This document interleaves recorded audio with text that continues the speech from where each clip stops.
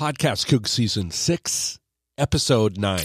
You're listening to the PodcastCoug Radio Network with your host, James Laurie. The PodcastCoug is your weekly Coug On Demand show featuring all things Cougs and Washington State Cougar football. And now, here is your host, PodcastCoug. Hello, everybody. Welcome back to the PodcastCoug. I am James Laurie, the PodcastCoug, and you are listening to the PodcastCoug, where we're all things Cougar football, 30 minutes of Coug talk, and we're talking about our loss against BYU and our upcoming huge game against Arizona State in the desert on Saturday. Hello, everybody. Welcome back. It is Episode 9, Season 6, and okay, it was BYU 21, Washington State 19. We played hard in the wake of the new coaching staff, right? And just couldn't really, it comes down to it. We really just couldn't stop Tyler Allgeier, right? Allgeier just nobody could stop this guy. I mean, you know, you can call it a coaching staff. You can say our guys didn't tackle well. The bottom line is nobody can stop Tyler Allgeier. I mean, what an incredible running back. That guy was not recruited by anybody. And then he ended up walking on at BYU. So Allgeier is just a physical and punishing runner. He just lowers his shoulder and moves people, just bulldoze them down. You can't stop the guy. I mean, BYU won on just because of Tyler. Unbelievable. And you just can't stop this guy. You know, it's like I said, it's not about coaching. It's not about, you know, it's talent and nobody can stop the guy. I don't care what people have excuses. It is my opinion. It was just Tyler Allgeier. The guy's just a freak runner, and 191 yards, 32 carries. Good chunk of those yards came after contact. I mean, we missed a lot of tackles, right? Most of it was all Tyler Allgeier, right? Remember, we didn't have McIntosh. So Deon McIntosh did not play after being hurt on the Stanford game the week before, ankle injury. Reports are that he's back. He's coming with Borghi on Saturday in the desert. We're going to talk about that in the second half of the PodcastCoug. But speaking of Borghi, still can't figure out, right, what is up with Max, you know, when it comes to hitting the hole. I mean, he's got some, you know, so he had a good game, right? Continues to bounce runs to the edge. At the expense of some yards. I mean, he just takes off to the edge. That said, Max did have his best game of the year, 83 yards, posting career highs, 3 rushing touchdowns, 18 carries. There we go. We've been talking about it all season long, 18 to 20 carries a game. And we're still waiting for that 100-yarder, though. I mean, come on, let's go 100 yards, right? 18 carries is pretty good, though. And another thing that hurt us, Ryan and Brian Green each were hit with, they were hit with crucial holding calls that hurt us. I mean, Ryan's name was called twice for the same penalty, and Delora threw a bad interception into double coverage, and another picked, it was dropped, but it could have been picked. And then he missed a wide open Calvin Jackson, likely for a TD in the fourth quarter. So just, he just wasn't on his game. That we're talking Delora. And what about first-year punter Nick Habrier? That's a game he'd like to forget, including that shank punt. But the big one for Nick was that bobbled snap on the PAT, right? Had the PAT been made, it would have been 14-14, right? With 5 minutes left in the third. Washington State would have kicked another PAT after the third touchdown and tied it 21-21, rather than having to go for 2. Remember, we had to go for that missed 2 points and try for those 2 points, which we missed. Instead of 21 all, it was 21-19, final score of the game. So I'm sure Nick feels bad, but you know what? Who's perfect? Let's raise our hand if we're all perfect, right? There's nobody that's perfect, and we cannot expect perfection. We're going to try, always trying, but yeah. Hey, but we've been impressed very impressive, taking care of the basics. The 2 previous weeks, has been very good prior to BYU. It was just disappointing to see the change, and it's not unreasonable to at least chalk up to that BYU loss to Tyler Allgeier. Nobody could stop him. I mean, the guy was just a freak. just an athlete, man. What a game changer.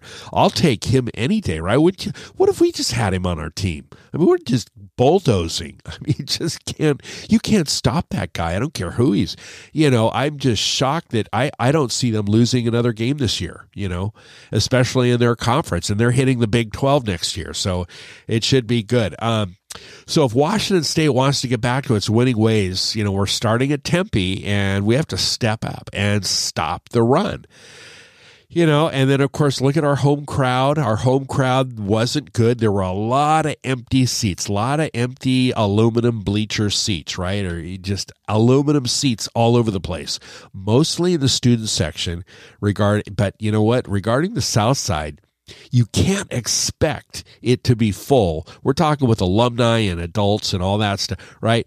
Can't expect that South Side to be full when it's 3 straight home games in Pullman in a row. 3 Saturdays in a row is just brutal, right? Now, if you live 2-3 hours from Pullman, Whitman County, you're fine. It's not a big deal, but if you live 5 hours or more away, it's just brutal, and it can be brutal in many areas, okay? Housing or over and back is brutal, just brutal. If you're doing an over and back from Seattle, I'm telling you, you need somebody to help to drive. Otherwise, you're pulling off at 1 or 2 in the morning for about a half an hour, right? Just getting a snooze to make it home at 4 or 5 in the morning. You've got the expenses of hotel rooms, as you know, if you're going the conventional way. We've got it's 2-night minimum at $1,200 for a night for the Marriott and $600 for the Cougarland Dump Motel a night. And so you're talking $1,200-$1,500 just for a hotel with taxes and all the other expenses with everything else. You're 3 weeks in a row is just brutal, and that's unprecedented, plus these afternoon games. So I get it, but the students, we can't understand. I mean, this is a big time non-con opponent coming to Martin. I mean, take a look at the non-cons in the history of Martin Stadium that have come to Pullman that are big names. So, of course, BYU, Boise State, Colorado prior to joining the Big 12, and then Illinois in 1998. And that's it. That's all of our big name schools that have come to Pullman. We just don't see a lot. You would think that that student section would be full. The problem is, what I could see is when you're 18 to 22 years old, you just don't know history. You don't really have a clue. And so when we get a non-con big name opponent, they may not just, they don't know what they don't know. I mean, they just don't know. And they don't realize we got a big opponent coming here. And this is a rare, we're not bringing in Portland State. This isn't, Weber State, Wyoming, right? Idaho State. No, this BYU, first time ever to Pullman in out of that series of 5 games. So anyway, Delora and Dickert asked fans, to come out. If you remember that, bring in the energy, come out. Well, that didn't happen, right? It seemed like that attendance was 20K. Very sad. Again, 3 games home in a row isn't easy.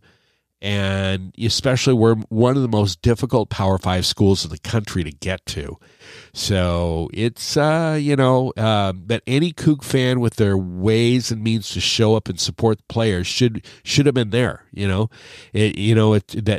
was at least 2-3 hours away. A beautiful day, great start time, one of the biggest non-cons we've ever had in Martin. And it's that's probably what it was, 3 weeks in a row. So Delora is usually fun to watch when he's dialed in, but with BYU, he was just on a different planet, right? I mean, expecting better throws, fewer picks, but everyone has their off games, and let's just say it. Hey, Delora didn't, he probably haven't had his off game. Let's hope Jaden is electric against Arizona State. And speaking of ASU, let's talk about ASU, the Arizona State Sun Devils, next, right here on the second half of the Podcast Coug. Hey, Coug fans. You're podcasting with James Laurie and the PodcastCoug Radio Network. The Podcast Coug is your weekly Coug on Demand show, featuring all things Cougar football in Washington State. To help you get through the week, hit the subscribe button or check us out on iTunes, the App Store, iOS, Google Play, Stitcher, or at PodcastCoug.com. The real estate agent you work with matters, and a great agent helps you own the home of your dreams. And your dreams come true with James Laurie at Coldwell Banker Bain, representing clients like you 24/7. From condos to colonials and everything in between. If you're selling, buying, need a price analysis, or just a contractor referral, ask James, winner of the 2015 through 2019 International Coldwell Banker Diamond Award, with dozens and dozens of 5-star Zillow reviews and Seattle Magazine's 5-star award winner for 2018 through 2020. James Laurie, Coldwell Banker Bain, at 425-466-3672 or jameslaurie.net. Rock solid results. You're listening to the Podcast Coug. Two running backs in with the quarterback. Signals called. All man in motion goes through to the right side. Handoff leaves out to the right 5. Touchdown, Washington State. You are listening to the Podcast Coug. Welcome back to the second half of the Podcast Coug. I am James Laurie, the Podcast Coug, where we're all things Cougar football, all things Cougs. And here we go. It's Arizona State, 12 p.m., Sun Devil Stadium, FS1. And we've played 8 games, right? Already? Guess what? 7 out of those 8 have all been afternoon games. And that is unreal. Decade after decade. That is just unimaginable. You know, just think decade after decade. It's also been all night games, right? 4:30, 5:30, 6 or 7, 8. You know, you're talking about East Coast, New York, Boston, New Jersey, all over the East Coast. We're coming on at 10 o'clock at night, 11 o'clock, 9 o'clock. Nope, this year, 7 out of 8 of the last games have been afternoon, and here we are at 12 p.m. in Tempe, and a second week in a row on Fox Sports 1, and it's that same broadcast crew that actually for the BYU game, that did the BYU game. Corey Provis and Mark Helfrich. And if you recall, Mark was previous coach at Oregon years ago. They're calling the game. So here we go. Sun Devils 5-2. They lead the Pac-12 South. We're 4-4. And the Sun Devils secondary needs to be prepared for us. The back end of the ASU defense has traditionally been a strong foundation with a combined 150 starts. I mean, they've got a lot of experience here, players there, and it's a team where they've been vulnerable in the past couple of weeks, right? Giving up 247 yards through the air against Utah, a crucial 35-21 loss to Utah, and 356 yards. And then the previous game against Stanford, although the Sun Devils did actually win that game, they had Stanford. They won against Stanford, but they gave up a lot of yards. 356 against Stanford. So despite giving up a lot of yards in their recent games, the Sun Devils still rank 3rd in the Pac-12 in passing defense. So they're allowing about 190 yards per game. Arizona State has given up on some yards to avoid the big plays. It's really only a team it's the only team in the country. Now check this out. As far as allowing big plays, they're the only team in the country that has not allowed a play of 40 yards or more from an opponent, right? I mean, that's just incredible. So they've just allowed 6 30-plus yards throughout the whole seasons from opponents. So they are really, they're really dialed in. Their philosophy is that they just don't want to see anything go over their heads. So, ASU's got this. Now, what's interesting, they've got an interim coach, a defensive back coach, because their position coach literally had to resign. Chris Hawkins, well, not really, he kind of resigned, but he's on administrative leave because of NCAA investigations against alleged recruiting violations. Yep. Arizona State, you remember that back in June? They're under investigation for possible recruiting violations, and that story just broke. It was huge. Arizona State football program under investigation, NCAA, recruiting violations. Multiple reports were coming out, and it kind of goes like this. I mean, I think they're in some danger here. It's going to be interesting to know what sort of penalties are going to happen to them, but their athletic department has indeed confirmed, they've acknowledged and confirmed that the NCAA is conducting an investigation regarding these allegations. And according to multiple reports, and there's documentation, there is paper evidence of documentation, receipts, photographs, pictures, screenshots, images, emails related to multiple recruiting violations committed by the Sun Devils staff.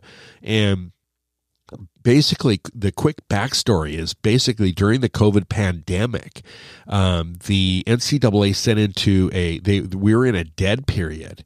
And that means that all our programs throughout the NCAA were not allowed to host athletes on campus, despite, we playing some games last year, right? We played 4 games last year, but all of NCAA, you could not have host any athletes on campus during that COVID year. But according to some whistleblowers or some reports, right, Arizona State did not. They just ignored these regulations or rules or guidelines, or they're really rules. And it didn't stop them from hosting recruits throughout this entire time of 2020. It's been reported that the coaching staff violated several rules that included hiding recruits in suites during a home game, in last year, and apparently bringing recruits. They brought them through the back doors to their, we all have nice football facilities, right? Pretty impressive. They got posh facilities as well, and they brought them through the back door, up the stairs, kind of under radar, under the table to meet Herm Edwards, so head football coach. So, kind of under the table, sounds like they've been busted. Multiple sources have come forward with this. So at least apparently about 30 players visited on campus over a couple of months, and these were called official visit weekends in staff meetings, and they got together with their families, and they just routinely brought them through the back stairwell and give them facility tours. And it was late at night. Check this out, like 9 or 10 o'clock at night. So again, obviously they're busted, they're caught, and it's going to be interesting to know what sort of penalties are going to happen from the NCAA.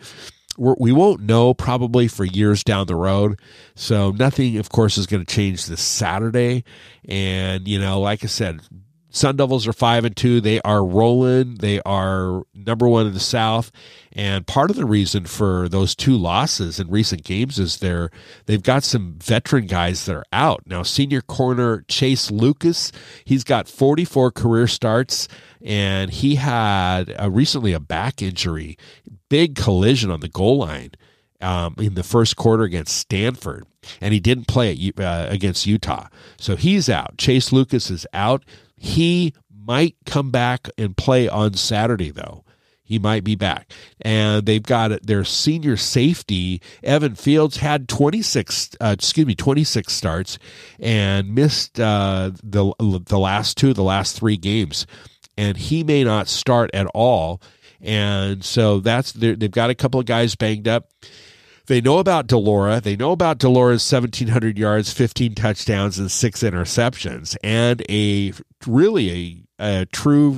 first true freshman to start a season opener with Washington State, And they know about, Calvin Jackson and Travell Harris, and, they've got us figured out. Of course, everybody knows about Max, and Dion is coming back, which, by the way, they haven't really seen Dion McIntosh on film, unless they go way back earlier this year. But Arizona State knows, how great our slot receivers are, and they're concerned about covering them. And, we're just hoping they don't do their job, right? So quarterback Jaden Daniels, by the way, he was named top 25 finalist of the year for the Johnny Unitas Award. Not sure if he's going to get it, but he's just named. He's in the top 25, and that's that major national quarterback award. He's completed 69% of his passes, 1,500 yards, 6 touchdowns, and 401 rushing yards, and 4 touchdowns on the ground this year for Jaden Daniels. So, he's got this slender build and frame, and which is very interesting. Narrow shoulders, upper body, very quick, compact throwing. We saw him, we saw him 2 years ago, right? Jaden Daniels. Last year, I don't think we played Arizona State, but, he's quick. He's got this compact throwing motion, the ability to drive the ball downfield and from the pocket and out, and off the platform, and does a nice job changing the ball speed and putting touch on his throws. And he's very good at operating high octane offense. So, he reads really well. He reads defenses and quickly identifies, the coverage bus. And he's dangerous in the RPO with his vision. Again, quick trigger, running ability. He can run. Guy's a legitimate run threat, and who stresses defenses not only as vertical, but a quick passer, and the ability to rip off chunk yards, chunk runs, and pull away from some defensive backs while making some big plays. So, Jaden is going to be challenging. They are for real. I would say they're going to be our best team we play this year, right? And, it's interesting, though. Last Saturday, it was the Cougs versus the Cougs. And this Saturday, it's Jaden versus Jaden. How about that? Right? Cougs versus Cougs last Saturday. This Saturday, right? This Saturday, it's Jaden versus Jaden. We're Jaden Daniels and Jaden DeLora, quarterback and quarterback. That is crazy. Hey, that's it for episode 9 of our 6th season of the podcast Coug. Thank you so much for listening. Make sure you follow, and if you haven't already, check out our website. We got future schedules, Coug schedules on our future website, and it's Washington State, Arizona State Saturday. God bless and go Cougs. You've been listening to the Podcast Coug with your host, James Laurie. The Podcast Coug is your weekly Coug on Demand show featuring all things Cougs and Washington State Cougar football. This has been a presentation of the Podcast Coug Radio Network. Find us at podcastcoug.com.